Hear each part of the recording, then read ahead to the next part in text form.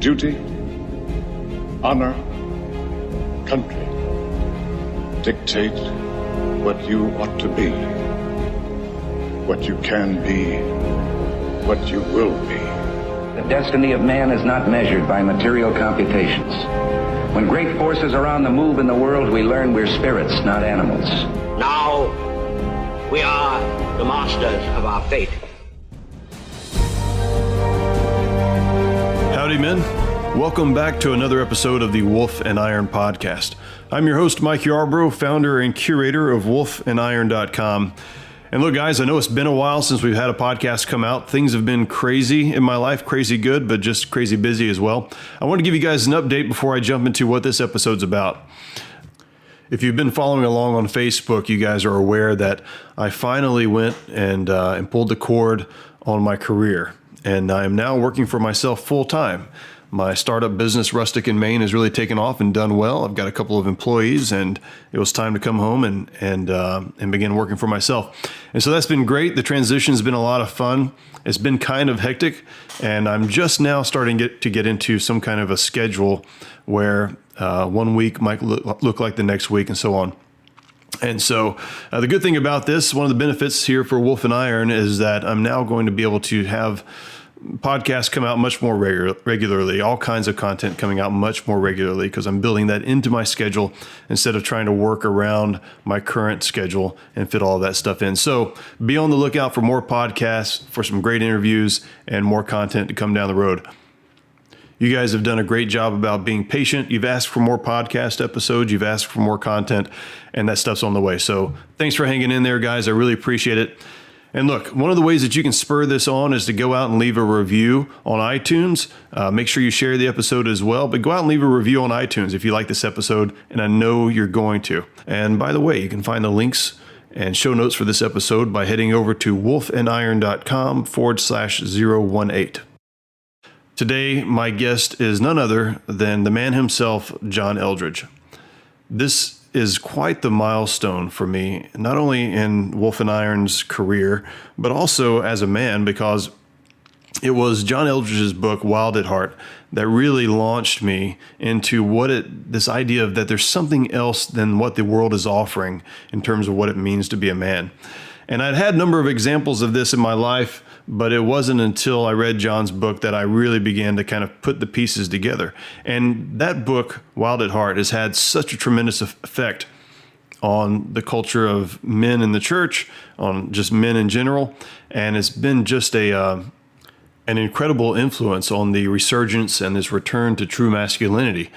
And it's not doing it from a barbaric kind of way, which you might think, going back to these sort of caveman roots that some people try to do. It actually does it from the very heart of a man and what that means. And because God gave us a particular heart that's designed a particular way that can either be used for great things or it can be used for bad things. And so this conversation illuminates some of those things. We talk about a number of things related to men in the church, the impact that his book has had and his ministry has had on the church and how the church treats men, and the kind of ministries and things like that they have for men. We talk about the wounded heart a good bit. And so, guys, if you haven't ever explored this idea of having a wound that is basically holding you back in so many areas in life, you're going to hear about that in this episode. So guys, this is the finest episode, bar none, that I've done for Wolf and Iron, and I'm excited for you guys to listen to it. Here we go. Mr. John Eldredge, thanks so much for joining me today on the podcast. Yeah, great to be here. I thought we'd start off with actually me telling you how I came across Wild at Heart. I think a lot of the guys that are going to be listening to this know who you are, but we'll probably give you a chance to talk a little bit about yourself in just a second. But I thought I'd start off by sharing how I came across Wild at Heart. And it was many years ago. I don't want to make you feel old, but Wild at Hearts, I think it was published in 2001. And it probably wasn't too long after that it was recommended to me. Actually, my wife and I were seeing a counselor, and it was a lady. And she must have sensed some lack of manliness in me, which was definitely true at the time, and said something to me along the lines of, some guys at my church are reading this book called Wild at Heart. They really like it. Maybe you should check it out. And that was it. I said, okay, I'll give it a shot. I wasn't much into reading at the time. So, but man, when I picked it up, I couldn't put it down, and it absolutely connected with me. It helped change my focus. It redirected me in a lot of ways, and just was a tremendous influence on me. And Wolf and Iron very much comes out of that spirit of what Wild and Heart kind of began in me those years ago. And so I know I said it before we started the podcast officially, but I want to say it again. I really appreciate not only that book, but the ones that you've written since then. And you and your writing has been a tremendous influence on me as a man. Well, I'm really, really honored. Thank you. I'm very, very honored to hear that. Well, I'm honored to talk to you, and I want to give you just a chance to kind of tell the guys a little bit about what got you going in this direction, how Wild at Heart started, and really what kind of put you on this path. It was a combination of some things going on in my life, kind of an unsettledness, a lostness, a lot of internal anger, and I was hearing the exact same stories in my counseling office. I had a small private practice here in Colorado Springs way back when, and no matter what the presenting problem was that guys came in for, or the couples, as with your story, often it's the wife that kind of gets the husband in there, mm-hmm. But whether it was their sexuality or a father wound or a lack of direction in their career or depression, once we kind of got past the details, I just began running into the fact that every man's soul is almost the same in our core longings, and also in some of our core woundedness and struggles. And so it was out of that I began doing a little bit of speaking on the heart of a man, and how God heals father woundedness, how he restores our sexuality, how we really are made to be warriors, and our culture has done a lot of emasculation. And from that came the book, and things kind of took off from there. Wow.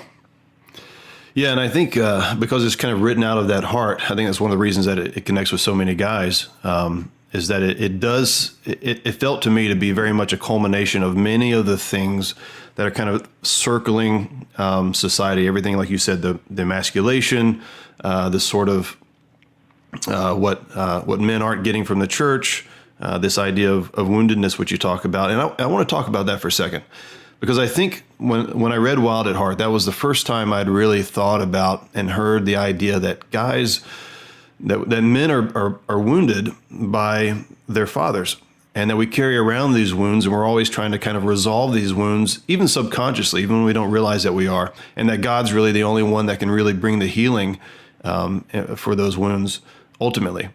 Yeah. And I wanted to kind of think through this a little bit, because even guys that have good fathers, like I'm a pretty good dad, I think.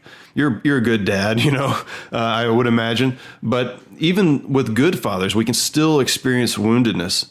And I guess how do men recognize what those wounds are, and how do we begin to kind of unpack that? Yep. And let me name credit where credit's due. Gordon Dalby wrote an excellent book back, it might have been in the 80s, called The Healing of the Masculine Soul. And that's what really began to get me thinking about this.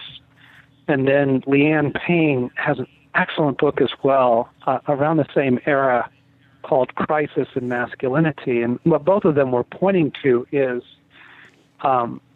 most of the men's movement tries the direction of accountability. It kind of tries the direction of honor and dignity and good choices, and come on guys, rise up and be a man.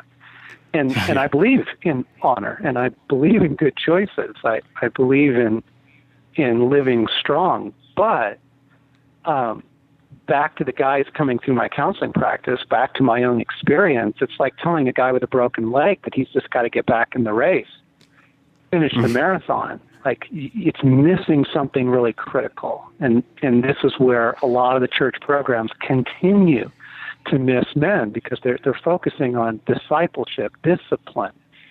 But when you understand what a little boy needs, every little boy has two basic needs psychologically, soulfully.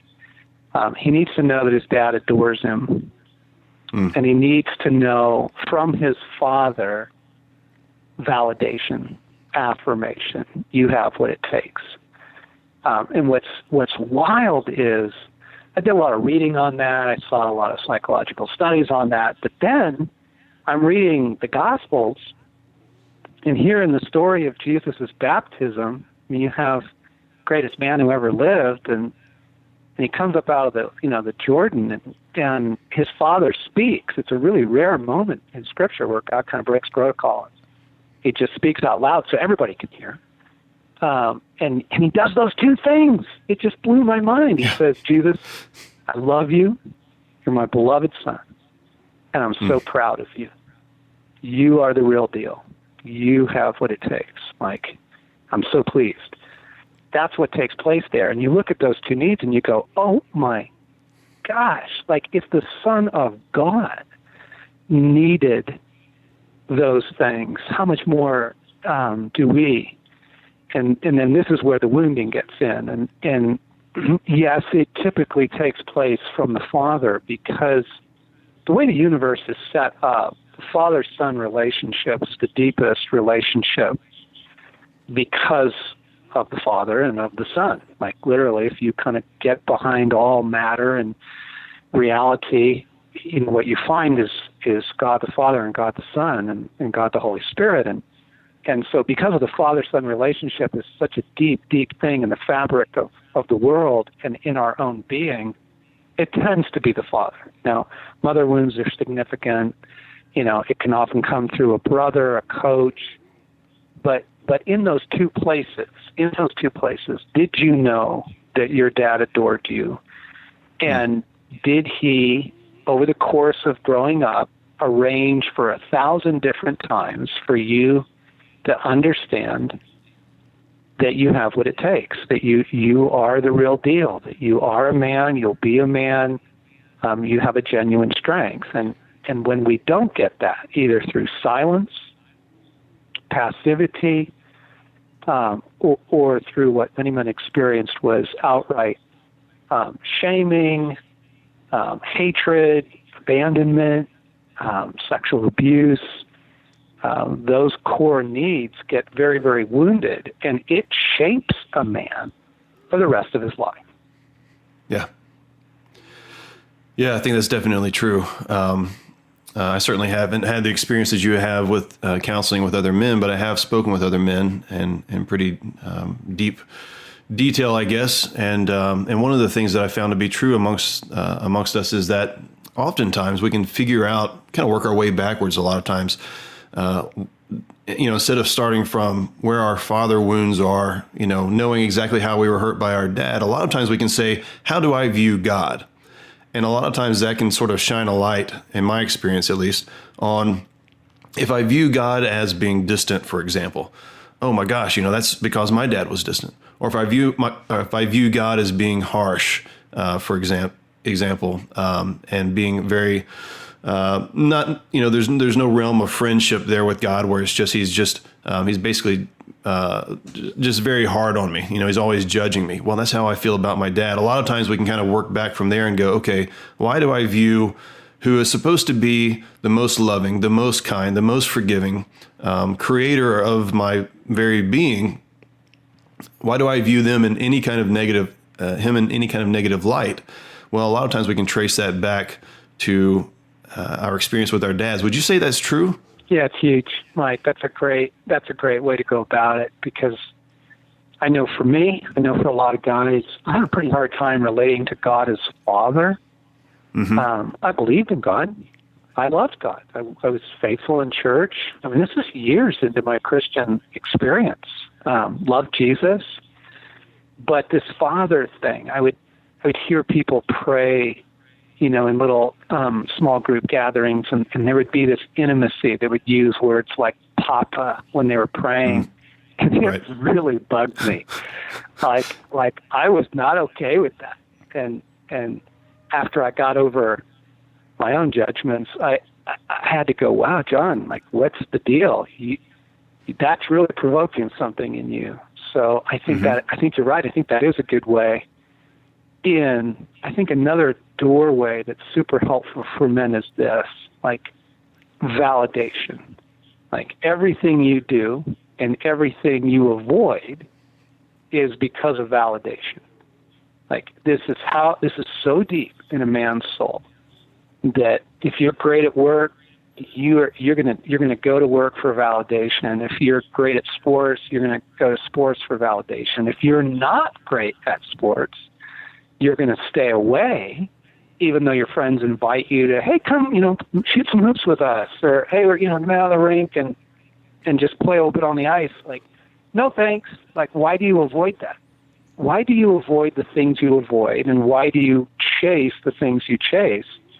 Well, you're looking for validation, and that'll take you right back into the same core issues. Like, why weren't you validated earlier in your life? Why don't you have a settled sense of validation? Why is that still such a compelling thing? Why do you wake up, in fear at 3:00 in the morning, dreading, a test, a presentation, a promotion, an interview? Like, why are those issues of exposure still so raw for you? Well, that'll take you back into the same thing. How come you didn't receive the validation that every man needs from the day of his birth? Yeah. And, not to give a pass to our dads. I mean, some of us really had rotten dads. Some of us didn't have dads really around at all.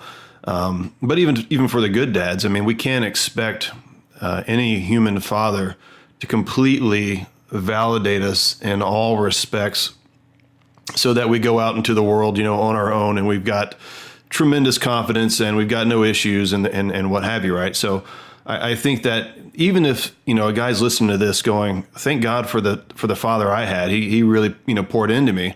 That's great. But I would even say, look, man, don't go thinking that what your dad gave you is all that you need. You still have got to come, to God and get the ultimate validation from him. Yeah, it's my buddy Morgan pointed this out to me. In Ephesians chapter 1, it talks about this joy that God had even before he made the world in planning on him being our father and us being his son. And I think I used to kind of look at that, oh yeah, well guys, some guys have great dads, and wow, they won the lottery, and the rest of us who kind of had a mixed bag or no dad at all, God is the consolation prize. Like, go, wait a second. He was never meant to be the backup plan. Like, not just that guys who still need some fathering, well, there's God. Yeah, right. No, actually, no matter how great your dad was, he was still a broken man in a broken world, and I'll guarantee you he didn't provide everything you needed. And for many of us, my case included, our fathers are gone now, passed on, and we still need fathering. So who will be your father every day?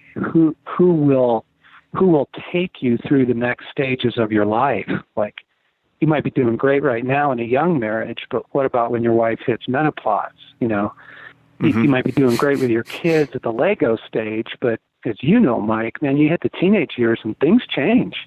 It does change. That's right. The point is life keeps changing, guys. It is always frontier. You never get it nailed down, because as soon as you get it nailed down, it changes. Who will be your father? Where will we find fathering? And that's why good dads were meant to pass us off to God, and bad dads actually show us what we were missing and how desperately we need God. I mean, either way, you still have to have God as Father. Yeah. Yeah, absolutely. Hopefully this next piece won't take us down a rabbit trail, but I'll try to. I think it's still on topic here. I love rabbit trails. All right, well, you're gonna love this one then. I don't think it's too much of a rabbit trail, but we'll see where it goes. One of the things that I'm reminded of is how God sees things in us by way of being God that our earthly fathers can't see in us, even if they are good. I'm reminded of the story in the Bible of Samuel coming to Jesse. And Samuel's looking for David to be the next king of Israel, right? But Samuel shows up and says, "Hey, Jesse, one of your sons is going to be the next king of Israel. I'm here to anoint him." And so Jesse goes off to the field and he gets his big, strong, sons, brings them forward to Samuel and says, "Hey, here you go, one of my boys." And Samuel's like, "No, not one of these. Don't you have another one?" Right? And then Jesse's like, "Wait, David?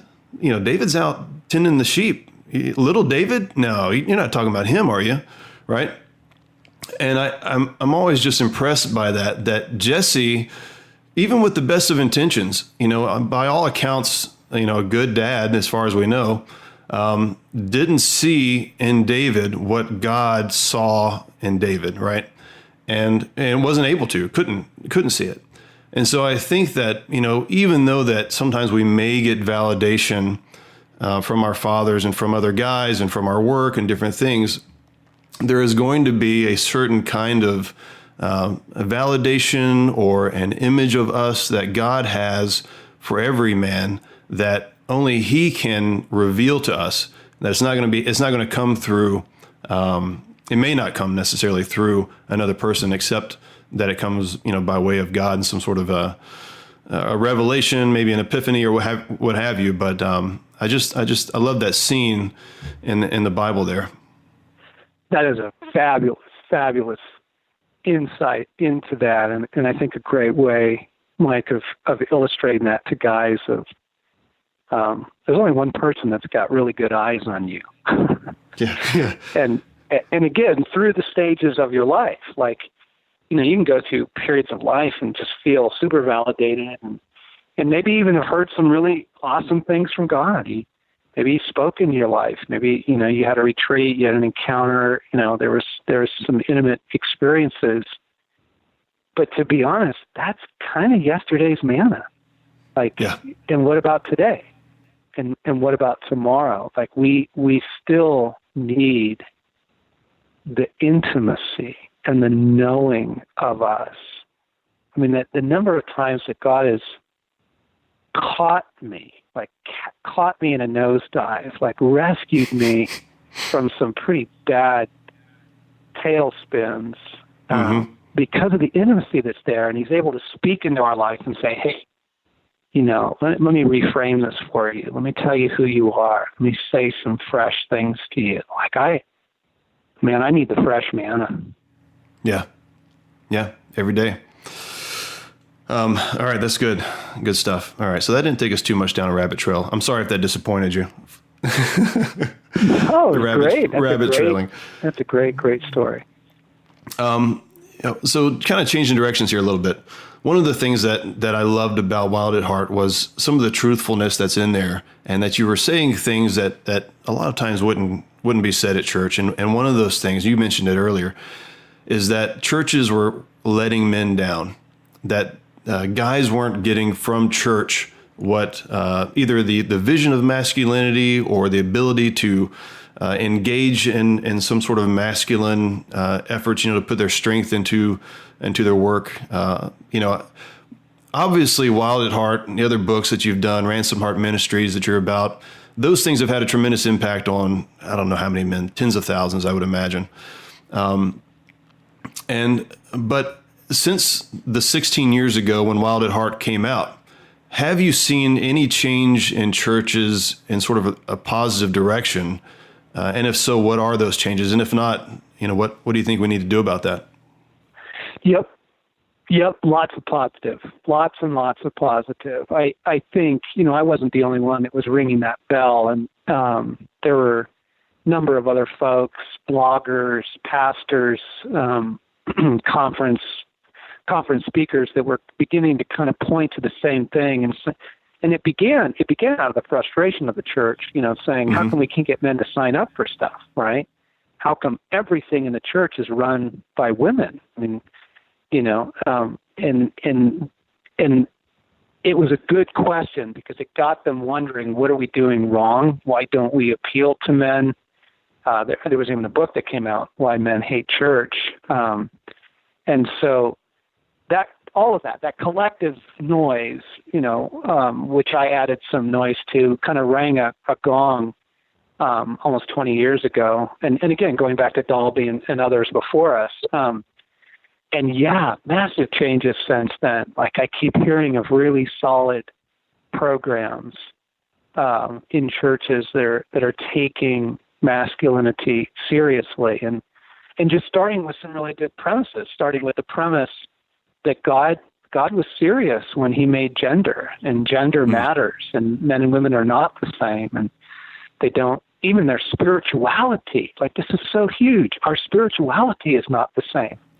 The things that women respond to spiritually, the things that feed them spiritually are very different than what feed men. And so as the church has begun to say, yep, okay, we see that in Genesis 1, we see the male and female gender thing as being really core, they've begun to look for solutions. And I would say, nonetheless, there's this slippery thing that's really religious that keeps trying to get into those programs, and that religious thing keeps trying to make it very programmable. It tries to make it real conventional. It keeps falling back into the kind of the accountability model. Yeah. So I just add that as a little, but heads up, guys. Like, if it feels religious, man, run from it, because the creepy religious stuff, that's not what God's like. It's not what you see in the scriptures. Jesus didn't like those guys very much. The main people that he had conflicts with were highly religious people. I don't mean disciples. I don't mean faithful, but you know what I'm talking about: scribes, Pharisees, teachers of the law. But that was a footnote to it. Yes, there are good trends going on, and lots of corners of the world in the church today regarding raising up men. Yeah. That's really good. I'm seeing some of that as well, and I think the timing couldn't have been better. I'm here in Charlotte, so we've been the center of the whole transgender movement. Really, for here, it's been around bathrooms, which is kind of odd, but it's been big. And I think if we hadn't had such a good foundation coming in from Wild at Heart and other movements to really kind of point to gender as being important. And speaking to men specifically and speaking to women specifically still being something that's important. I don't know that we would have as good an understanding about where we stand on some of these issues as we do today. So I think that was really good timing.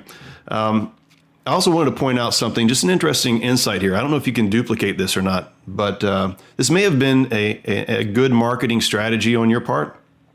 So when I read Wild at Heart the first time, I was, tremendously impacted on it. I wanted to go tell every guy about it. I went to my church's bookstore and I thought, certainly this thing is on the shelves in here, right? And it wasn't. And so I thought, well, maybe they've overlooked it. Maybe it's too new. And I went and I talked to some of the people in charge of the bookstore about it. And turns out that the book wasn't really sanitized enough or whitewashed enough. It didn't really line up religiously enough to kind of make it to the inner sanctum there of the church's bookstore, which was great for the authenticity of Wild at Heart, because it was kind of this rogue book that guys were sort of reading and they're really connecting to. So if you can make your next book just as sort of slightly offensive to the religious powers, and then so churches kind of avoid it a little bit, I think that's a good maybe a good marketing tip. I don't know. Oh, it's carried on, that's for sure. There's if if you Google John Eldredge, you'll find my detractors. It's really very sad, actually, because we're all on the same team, guys. Yeah. It's like at the very moment when the culture is collapsing, and as you were saying, the transgendered movement, and it's just destroying humanity. Like this is the last moment for us to be, straining gnats and swallowing camels with one another. But still seen as something of a rogue, and my last book wasn't carried by a major Christian bookstore chain, and so that trend continues. Well, and I think it's sad, actually, because even with Wolf and Iron, I've had people contact me and say, hey, I appreciate your ministry. And I've said, well, I never really thought about it as a ministry. I guess it kind of is, but it's different. I mean, I'm a Christian. I don't consider Wolf and Iron a Christian ministry, meaning that it's for Christians, should appeal only to Christians. It has kind of Christian speak in it and that kind of stuff. I don't start my podcast or my blog articles out with a verse or anything like that. But I do infuse all of the Christian qualities in it. Obviously, I want to speak to men such as yourselves because I think it's absolutely critical to being a good man. But I think that it's sad because what we call Christian today has become more of a marketing term and has some negative connotations with it. That it's sort of whitewashed, sanitized, watered down life, basically. And one of the things I enjoy about how you present things is that you get kind of real, so that's good. Yeah, Jesus was a very straightforward guy, and the religious establishment didn't take real kindly to him. Yeah. And that's just an important thing to remember, folks. Like, the great enemy of the faith down through the ages has actually not been paganism. Mm-hmm. It's been religion, religiosity, legalism, or whatever the case may be, that whatever the particular brand of that is in your era, back in our folks' day, it was like you couldn't dance, you couldn't go to movies, and there's very, very few churches that hold that anymore. But that doesn't mean that thing is gone. That slippery thing is like the flu. It changes, its branding every year and comes out, morphs and into different religious forms, but it's still trying to crush or counterfeit or fog or kind of emasculate would be a good word. What Jesus is really like and what the Gospel's really like. So it's a good heads up that you sound there. Yeah. So one of the things that I think guys have a hard time with is sort of this view of Christ or God. If we talk specifically about Christ being our elder brother, being our close friend, I think about your book, Beautiful Outlaw, which illustrates this wonderfully. Christ's humanity.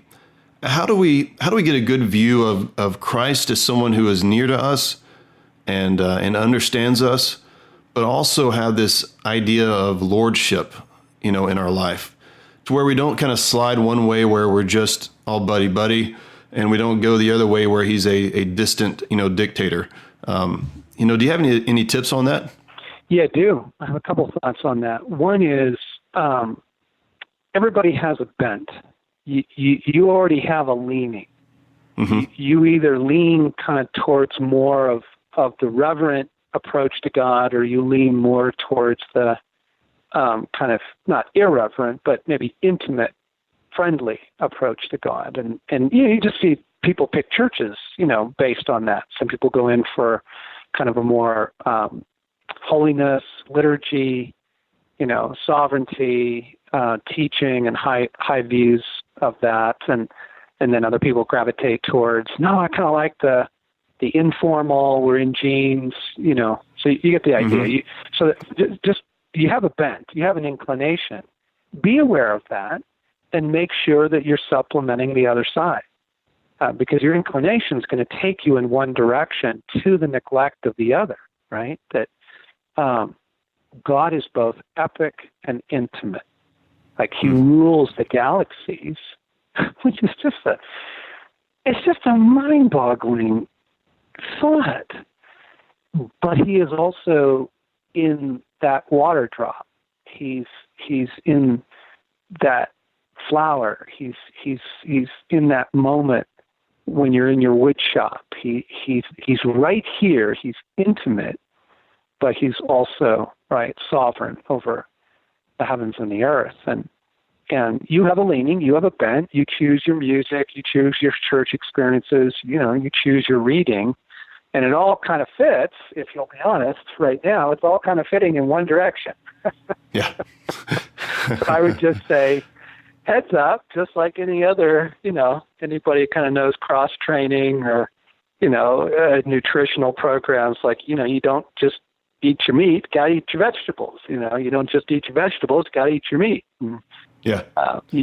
For any kind of healthy life, parenting is like this. You can't just be your kid's pal. Kids need a dad.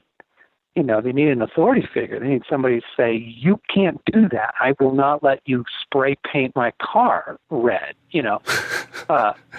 and they need both. They need the snuggle time. They need the bedtime stories, but they also need a dad who can be an authority figure. So I just say, heads up, guys, you notice the way that you incline and supplement that, like make some intentional choices that go, wow, like, I need to remember that God is intimate. I've kind of forgot that. Or I need to remember that God is also sovereign. I think I've forgotten that. Yeah. That's good. That's good. Trying to maintain that balance. Yeah. And I like the idea too of having a default leaning, just kind of how we're wired up. I probably have a vision of what your life is like, what your day to day looks like. And it's probably not like what it is at all, but give us an idea. What makes you feel fulfilled as a man in what you're doing now? Is there like is it hunting? Is it speaking? Is it a bunch of things? Is it writing? Where do you really find fulfillment in what you're doing these days? You know what? This is a great question, because it allows us to think for a moment about the category of what you're doing with your life. And I would say there's the casual, the critical, and the epic. Like, yeah, I love casual adventure. You bet. Went fly fishing last week, had a ball, caught some killer trout, going bow hunting for caribou this fall in the Northwest Territories. Can't wait. I love adventure and all kinds, I do that to thrive. And the masculine soul needs that. Like, I've got to get out on my mountain bike. I need to go for a run. I need to, whatever those things are that feed your soul. But I think if you'll be honest, you'll notice most of that stuff kind of fits in the category of casual adventures. But there are more critical adventures. And when you ask me what makes me come alive, like, we have to talk about the war. Like, the world is at war. And the war is raging. And I'm not just talking about ISIS or China or Russia. I'm saying there is a massive, massive, epic battle of good and evil raging. And you see it taking people out left and right. I mean, I live in a very middle class neighborhood, and the kid down the street just got addicted to heroin. Like, jeez. What the heck, man? He comes from a Christian family. So, guys getting taken out by serious sexual stuff, and children trafficked. And what are you doing about the war? So, like, when you ask me what energizes me, yeah, I love the woods, and I have a particular addiction for global soccer, World Cup soccer, but I can't just live there. Like, that's not enough. When you ask me, like, what turns my crank, I'm in the war. I take the war seriously. I'm fighting for people. I'm fighting for my family. I'm fighting for the movement of God on the earth. And I think that's the missing ingredient in a lot of guys' lives.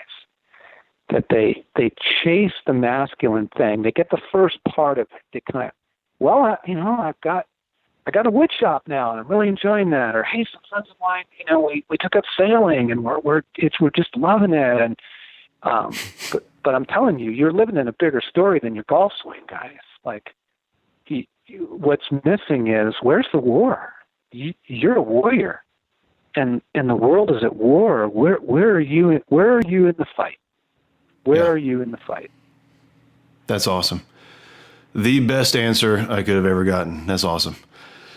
I think you're absolutely right. And I think that men, we do tend to focus on, how am I doing in terms of my finances? How am I doing in terms of, getting my kids off to whatever college, or, upping my housing game, or whatever the case is. And you're right. There's a bigger story that we're a part of.